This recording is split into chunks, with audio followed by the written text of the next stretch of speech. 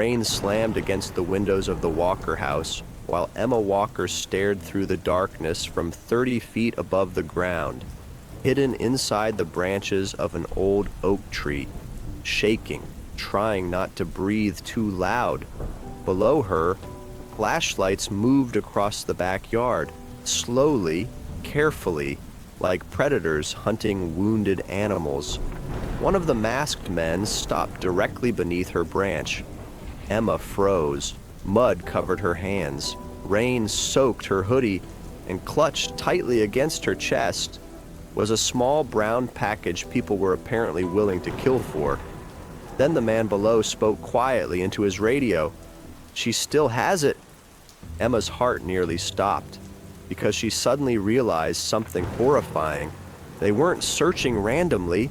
They knew exactly who she was. The flashlight beam climbed slowly through the branches. Emma stopped breathing completely. Rainwater dripped from her hair onto the bark below. One drop landed inches from the man's shoulder. He froze. For one horrifying second, Emma thought she was dead. Then, another voice shouted from inside the house, "Found something!" The man beneath her immediately turned and ran back toward the house. Emma nearly collapsed from relief. Across the yard, Cole and Ryan hid behind the neighbor's fence, both struggling to breathe quietly. Ryan whispered, "This is insane." Cole kept staring toward the house. "No." "What?" They knew exactly where to come. That realization hit both of them hard. This wasn't random. They weren't searching. They were retrieving. Inside the Walker house, chaos exploded. Furniture overturned. Kitchen drawers ripped open. Glass shattered across the floor. 3 masked men searched aggressively, while another stood near the front entrance, giving orders calmly. That was the dangerous one. The leader, unlike the others, he never raised his voice, never panicked, never rushed. He moved through the house like he already knew where everything should be. Then he stopped near the family photo wall, flashlight illuminating old pictures. Cole, Emma, their mother, Detective Mark Walker. The masked man stared at Mark's photo for several quiet seconds, then softly said, "Still causing problems after all these years?" Outside, Cole froze hearing that through the broken window. Ryan looked at him immediately. "They knew your dad." Cole didn't answer, because deep down, he already knew that part was true. Like she finally understood it wasn't just Emma carefully climbed lower once the backyard cleared. Mud covered her hands. The package felt heavier, now somehow evidence. It was leverage, power, danger. She dropped beside the fence, near Cole and Ryan. Ryan looked at her like she'd returned from war. "You good?" Emma nodded shakily. Then immediately, "We can't stay here." Cole looked toward the house again. "They're still searching." Emma lowered her voice. "Nathan was right." "About what?" "They're not scared of police." That sentence sat heavily between them. Then suddenly, blue and red lights exploded across the street. Police sirens. The masked men inside reacted instantly. One shouted, "Move!" Within seconds, they disappeared through the back of the property like ghosts, not panicked, prepared. That terrified Cole more than anything else. These people had done this before. Police flooded the street. Neighbors slowly appeared at windows. Rain reflected red and blue lights across the pavement while officers secured the house. Then, a black SUV arrived behind the police vehicles, different from the others. Government plates. 2 people stepped out, Detective Marcus Reed and FBI agent Naomi Cole, late 30s, sharp eyes, calm expression, the kind of person who noticed everything. She walked through the destroyed living room silently, while officers briefed her. Then her eyes landed on Cole. "You found Nathan Hale tonight?" Cole hesitated. "Yeah." Agent Cole studied his face carefully. "Where is he now?" Silence, because nobody knew. And suddenly, Cole realized they'd left Nathan behind. The package sat on the dining table beneath harsh white lights while FBI agents photographed everything. Emma stayed close beside it protectively, like handing it over still felt dangerous. Agent Cole carefully cut through the wet tape. The room went quiet.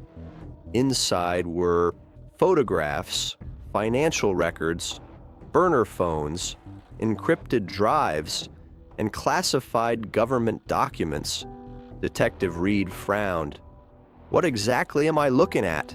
Agent Cole's expression slowly changed while flipping through the files. Concern, then shock, then something worse, recognition. "Oh my God!" Reed looked at her. "What?" She lowered her voice immediately. "This should not exist." Cole stepped closer. "What is it?" Agent Cole hesitated, then finally answered. "These are internal intelligence records." Ryan blinked. "Like CIA stuff?" "No." Her voice turned colder.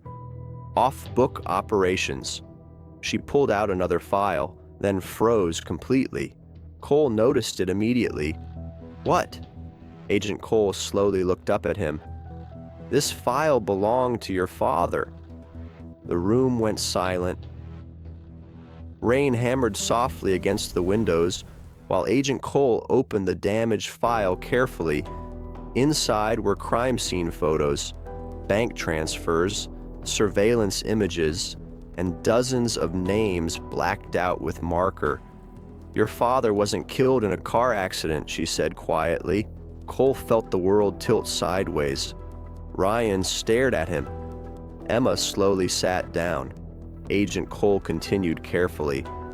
"Detective Mark Walker uncovered a federal corruption network 6 years ago. Human trafficking, illegal surveillance, contract killings, evidence laundering." Every word felt heavier than the last. He was preparing to testify. Cole's voice barely worked. "What happened?" Agent Cole looked directly at him. "The night before testimony, his brakes failed." Silence. Cole couldn't breathe properly anymore, because suddenly every childhood memory changed meaning. The funeral, his mother crying, the closed casket, the officers saying, "Tragic accident." It was never an accident. Ryan quietly whispered, "Jesus." Then Agent Cole said something even worse. "Nathan Hale was your father's informant." Cole looked up instantly. "He was working with my dad?" Agent Cole nodded slowly.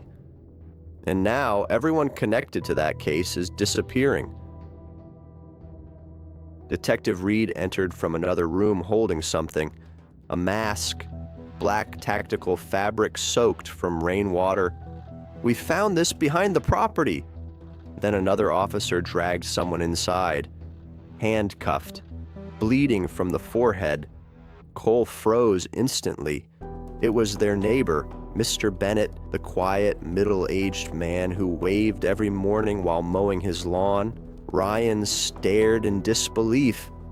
"No way!" Mr. Bennett slowly looked up at Cole and smiled.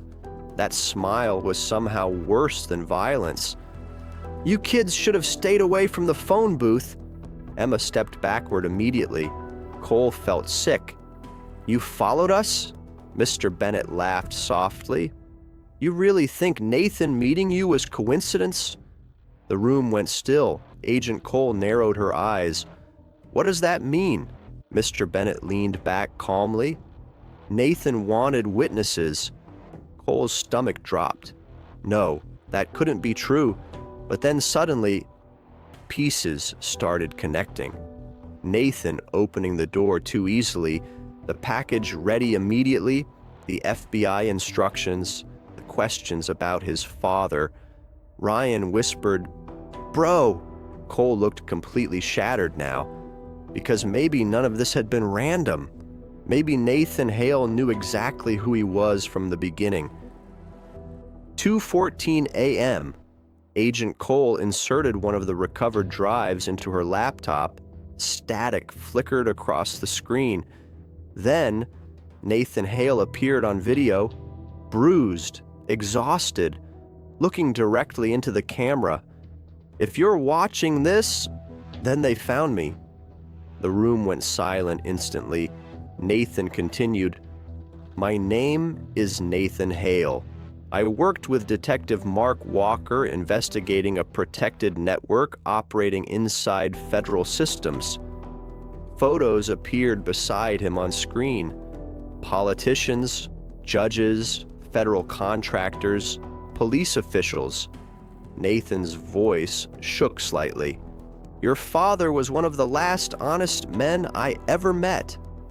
Cole's eyes filled immediately. Then Nathan leaned closer to the camera. "And if Cole Walker is seeing this, I'm sorry." Cole froze. Nathan knew the entire time. Nathan continued, "Your father saved my life once. I couldn't let his family stay blind forever." Ryan whispered, "What the hell?" Then the video glitched violently. Static filled the screen.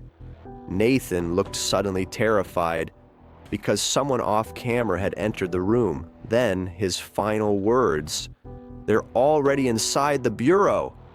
The recording cut instantly. Silence consumed the room. Then Agent Cole slowly closed the laptop and quietly said the one thing nobody wanted to hear. "We have a leak." 3:02 a.m. The storm finally began slowing outside. Police slowly cleared the neighborhood. Most lights shut off. Most neighbors went back inside. But nothing felt normal anymore. Cole sat alone on the front porch wrapped in a blanket while Emma slept against Ryan's shoulder nearby. Agent Cole stepped outside quietly, then handed Cole an evidence photo, a blurry surveillance image taken earlier that night. Cole frowned. "What is this?" Agent Cole looked toward the dark street. "It was taken 2 blocks away during the raid." Cole studied the image carefully. A man standing beneath a streetlight in the rain, watching the house, face impossible to see. Then Cole noticed something horrifying. The man wasn't holding an umbrella. He'd been standing there in the storm, completely still, watching. Agent Cole spoke softly. "We identified every intruder tonight." Cole looked back at the photo, then slowly asked, "And him?" Long silence. Then Agent Cole answered, "We don't know who that is." The camera slowly pushes into the blurry figure, standing motionless beneath the rain, watching, waiting. Some conspiracies don't end. They just go quiet.